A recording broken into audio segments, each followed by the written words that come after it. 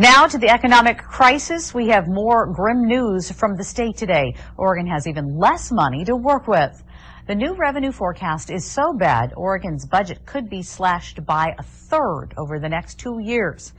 Check out the numbers. Oregon is short $855 million right now. That's money they have to cut over the next 4 months. That's $55 million more than they expected. And next budget cycle 2009 through 2011, Oregon is down $3.1 billion. And legislative leaders expect that to grow to as much as $5 billion.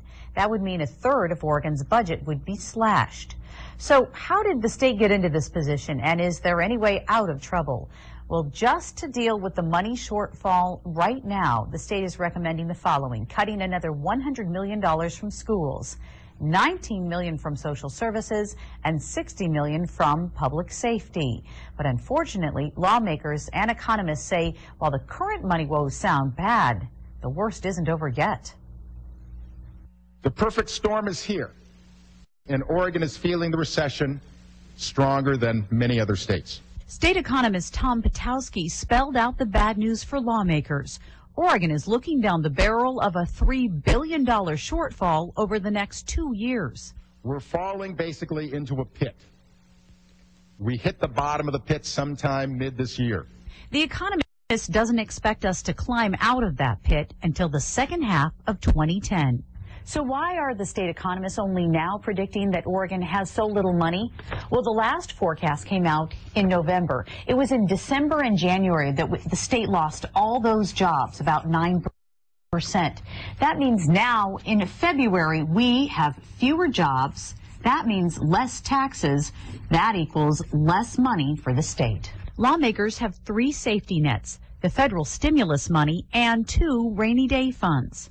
But the new higher money predictions means schools will have to cut their budgets. We are hoping that education won't see any more cuts in this 0709 session. But as you heard, as much as we heard today, $3 billion make us look at everything. Nothing is a holy grail from this day forward. I called several local school districts, Eugene, Bethel, Springfield, and South Lane, to ask how they plan to cut with only a few months of school left. They all said they still don't have enough information.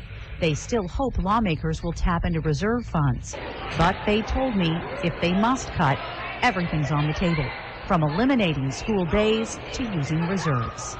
So what about the talk of cutting school days to save money? Aren't there rules about how many days students must attend class? Well, here's what I found out. The State Department of Education requires 810 to 990 hours of instruction time. That's depending on the grade per year. Now, many school districts do build in pad time. But if districts did have to cut enough instruction time to fall short, they must notify the state, and then they have up to 1 year to get back on track before the state punishes the district by withholding money.